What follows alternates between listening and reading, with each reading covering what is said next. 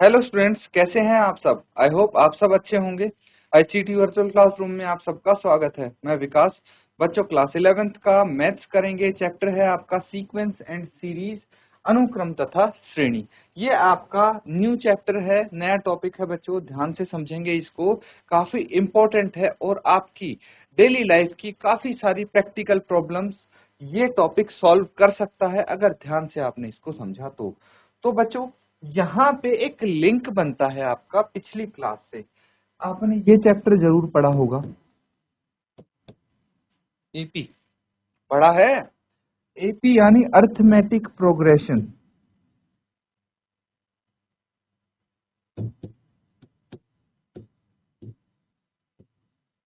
Progression, ठीक है। Arithmetic progression, समांतर श्रेणी। तो ये चैप्टर है बच्चों, इसी का एडवांस वर्जन आप बोल सकते हैं। इसी की कुछ एडवांस चीजें यहाँ पे आपको देखने को मिलेंगी। अगर ये इसका कॉन्सेप्ट आपको क्लियर है तो ये बहुत इजीली समझ में आ जाएगा, है ना। तो एक बार चलिए रिकैप कर लेते हैं। जो ये एपी है ना, इसमें क्या क्या आपने पढ़ा था। तो एपी में आपने ए पढ़ा था, है ना। क्या था ए? First term.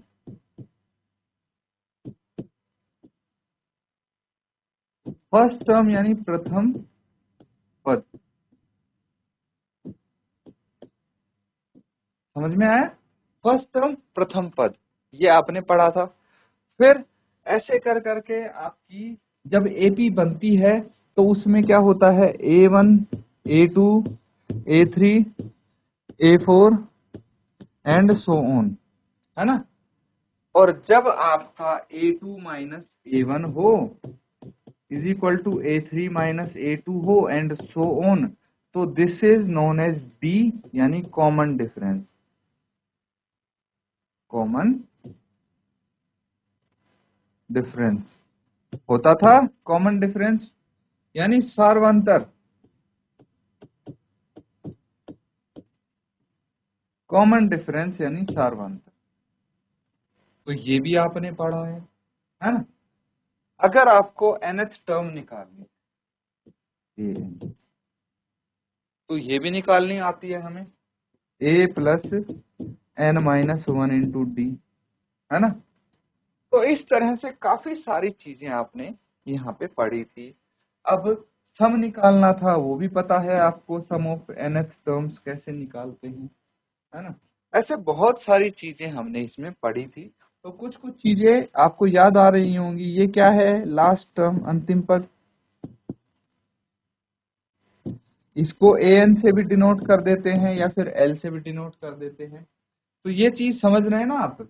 ये आपने कक्षा 10 में पढ़ी थी। तो इसी के कुछ एडवांस चीजें आपके यहाँ आने वाली हैं। पहले इसको एक बार नोट डाउन कीजिए, रिकैप करने की, रिवाइज करने की कोशिश कीजिए, याद करने की कोशिश कीजिए पिछली क्लास में आपने ये चीज पढ़ी थी। ठीक है बच्चों। अब यहाँ पर ये चीजें अगर आपने रिवाइज कर ली हों तो अब हम बात करते हैं सीक्वेंस की। सीक्वेंस यानी अनुक्रम। अनुक्रम क्या होता है? देखिए, किसी चीज की भी सीक्वेंस अगर हम लेते हैं, A1, A2, A3, A4, A5 and so on AN तक वो जाती है, तो ये सीक्वेंस हो जाती है। ठीक है, किसी भी चीज की सीक्वेंस है तो इस तरह से सीक्वेंस आ जाती है। इसके बारे में अच्छे से आपने पढ़ा है, इसमें आपको दिक्कत नहीं होगी। दिक्कत तो श्रेणी में भी नहीं होगी। अब अगर हम सीरीज की बात करें, सीरीज यानी श्रेणी। ठीक है, श्रेणी क्या हुई, सीरीज क्या हुई? देखिए, अगर मैं सीक्वेंस की जो टर्म्स हैं, ठीक है, सीक्वेंस की जो टर्म्स हैं उनको ऐड करते जाता हूं, A1 plus A2 plus A3 plus A4 plus A5 plus AN तक, तो ये बन जाती है आपकी सीरीज। You get it. अब इसको अगर हम संक्षिप्त रूप में लिखें तो कैसे लिख सकते हैं? This is known as sigma. क्या बोलते हैं बच्चों? इसको सिग्मा बोलते हैं। ये सिग्मा हो गया। तो अगर मैं बात करूं ए, ठीक है, ये क्या है? ए है। तो ए के लिख देता हूं, ए के का सिग्मा। तो इसका मतलब क्या है? यहां पे ध्यान से देखिए, k is equal to 1 to n। तो इसका मतलब ये है कि k की वैल्यू 1 से लेके n तक जाएगी और उनको हमें ऐड करते जाना है सभी वैल्यू को, है ना। तो इस तरह से इसको रिप्रेजेंट कर सकते हैं। नोट डाउन कीजिए, आगे कुछ क्वेश्चंस करेंगे तो अच्छे से आप समझ पाएंगे। तो बच्चों ये कर लिया सबने। क्वेश्चन देखिए, अब क्वेश्चन करते हैं। क्या बोला गया है? Write the first 5 terms of sequence whose nth term is, nth term को ऐसे ही रिप्रेजेंट करते हैं an से, ये हो जाएगा n इंटू n प्लस 2। तो बच्चों यहाँ पे nवां पद आपका दिया गया है n इंटू n प्लस 2, और इसकी प्रथम 5 पद इसके निकालने हैं। नोट डाउन करके फटाफट इसके प्रथम 5 पद बताइए क्या होंगे। तो बच्चों इसको करना काफी आसान है। देखिए यहां पे आपको पता है कि हमारा nवां पद है n इंटू n प्लस 1। तो प्रथम 5 पद निकालने हैं ना। तो जब n इज इक्वल टू 1 होगा तो क्या आएगा हमारे पास? a1 पहला पद आ जाएगा। n की वैल्यू 1 रख दीजिए बस, और कुछ नहीं करना आपको, है ना। ये 2 होगा यहाँ पे, है ना। इसको मेक इट 2, ठीक है। तो क्या आ जाएगा? 2 प्लस 1 इज 3। तो फर्स्ट टर्म आ गई इसकी 3। जब n की वैल्यू 2 होगी तो दूसरा पद आ जाएगा, यानी 2 into 2 plus 2, that is 4 plus 2, 4 into 2 is 8। n की वैल्यू 3 होगी तो तीसरा पद आ जाएगा, n की वैल्यू 4 होगी तो चौथा पद आ जाएगा, और n की वैल्यू 5 होगी तो पांचवा पद आ जाएगा। यही करना है हमें। तो बस n की वैल्यू लिखती जाइए आप। यहाँ पे 3 हो जाएगी n की वैल्यू, यहाँ पे 4 हो जाएगी n की वैल्यू, और यहाँ पे 5 हो जाएगी n की वैल्यू। कोई दिक्कत तो नहीं है। 3 plus 2 5, 5 3 15, 4 plus 2 6, 6 into 4 24, 5 plus 2 7 into 5 35, 35 ये आ गए। अब देखेंगे आप, है ना। तो ये आपकी क्या आ गई? सीक्वेंस की 5 टर्म्स आ गए। 5 terms of this sequence are this, ठीक है। समझ गए आप? तो एक चीज यहाँ पे आप नोटिस करना, देखना, ये कितना हो गया? इनके बीच में डिफरेंस कितना हो गया? 5, है ना। इनके बीच में कितना हो गया? 8 और 15, ये हो गया 7, है ना। उसके बाद इनके बीच में डिफरेंस कितना हो गया? 15 प्लस 9। इनके बीच में डिफरेंस कितना हो गया? 24 प्लस 11। अब अगर आप इस पैटर्न को ऑब्जर्व करते हैं, इस टाइप के क्वेश्चन आपने बहुत बार किए भी होंगे कि भाई ये एक पर्टिकुलर पैटर्न में बढ़ रहे हैं, है ना। बढ़ रहे हैं मतलब इनका जो डिफरेंस है, ठीक है, इनका जो डिफरेंस है वो देखिए 2 2 से बढ़ रहा है। मतलब पहले 5 था, फिर उसमें 2 ऐड होके 7 से बढ़ गया, फिर इनका अंतर उसमें 2 ऐड कर दिया 9 से बढ़ गया, फिर इनका अंतर उसमें 2 ऐड कर दिया 11 से बढ़ गया। एंड आगे की अगर टर्म्स लिखेंगे तो इसी तरह इजीली आप लिख सकते हैं। समझ में आ रही है बच्चों चीजें? तो अब आप क्या करेंगे? हमारे पास आ गए तो हमें लिखनी है द फर्स्ट 5 टर्म्स आर कितनी है? फर्स्ट टर्म 3, 8, 15, 24, 35 हो गया। नोट डाउन कर लीजिए। तो बच्चों सबने कर लिया नोट डाउन। इसको इरेज कर देते हैं, ठीक है। और यहाँ पे नेक्स्ट क्वेश्चन करेंगे। नेक्स्ट क्वेश्चन यानी ये हो जाएगा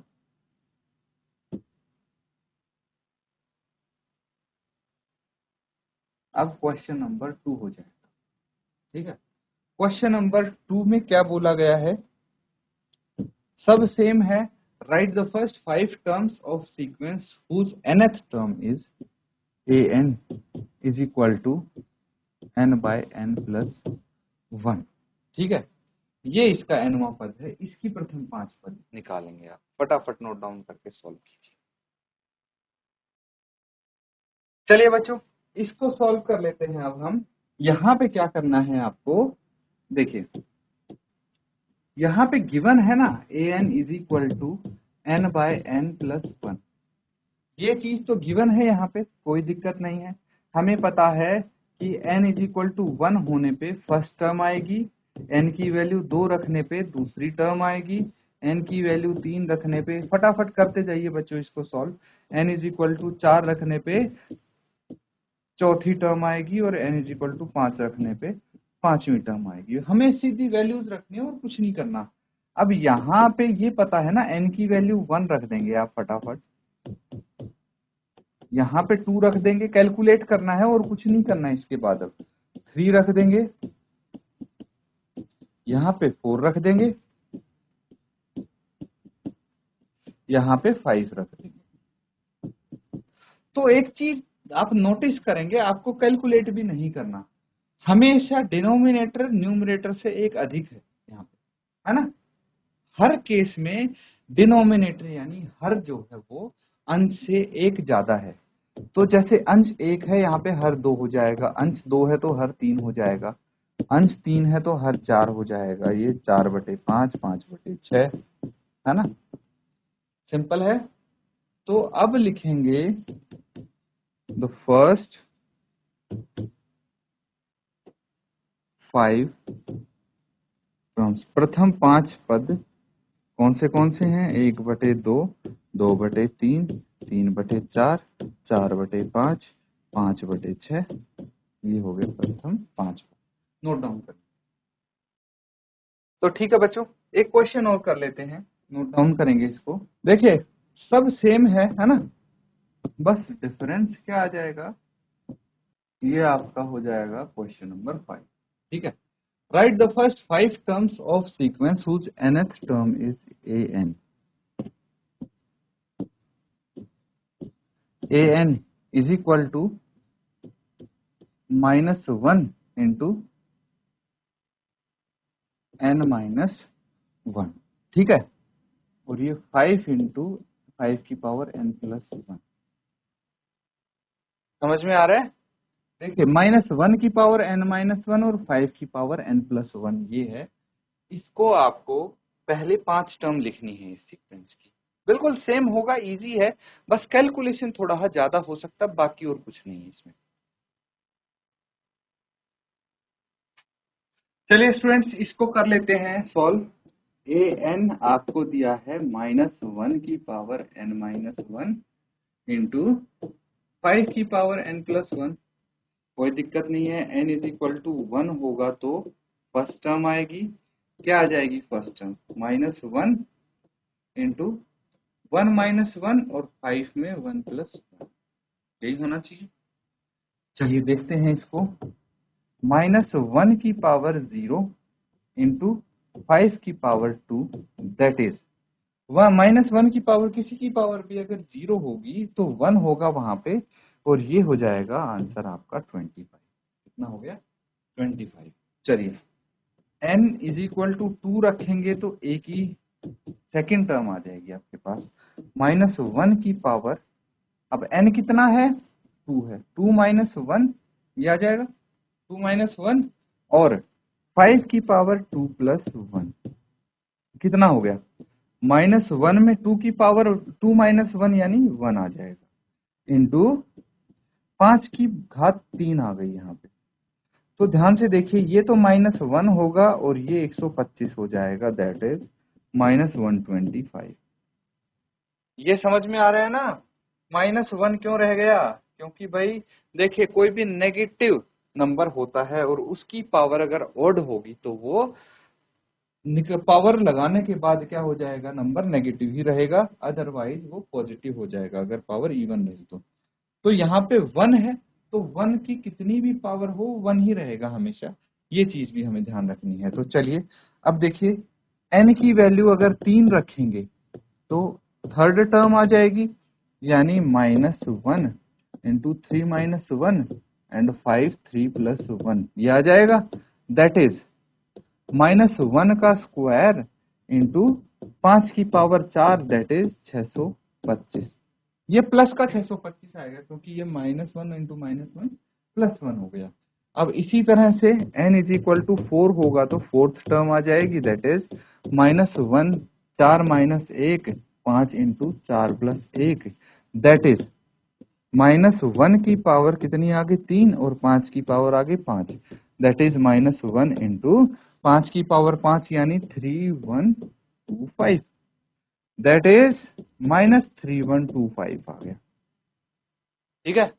अब अगर हमें पांचवी टर्म निकालनी है तो n की वैल्यू 5 रखनी पड़ेगी, यानी -1 5 - 1 और ये आ जाएगा 5 + 1 दैट इज -1 की पावर 4 आ गई, ये तो प्लस में हो जाएगा, 5 की पावर 6 आ गई, तो इसमें कितना हो जाएगा 15625 ऐसा कुछ आएगा आपका, है ना। तो ये आपकी फिफ्थ टर्म है, नोट डाउन। तो बच्चों क्वेश्चंस अच्छे से आ गए ना आपको। देखिए ये एंड में आपको लिखना है the first 5 terms of this sequence is 25 -125 625 -3125 and 15625। ठीक है। तो इसी तरह से आप ये क्वेश्चंस कर सकते हैं बच्चों। इसी के साथ आज का सेशन यहाँ पे एंड करेंगे। Thank you and have a nice day.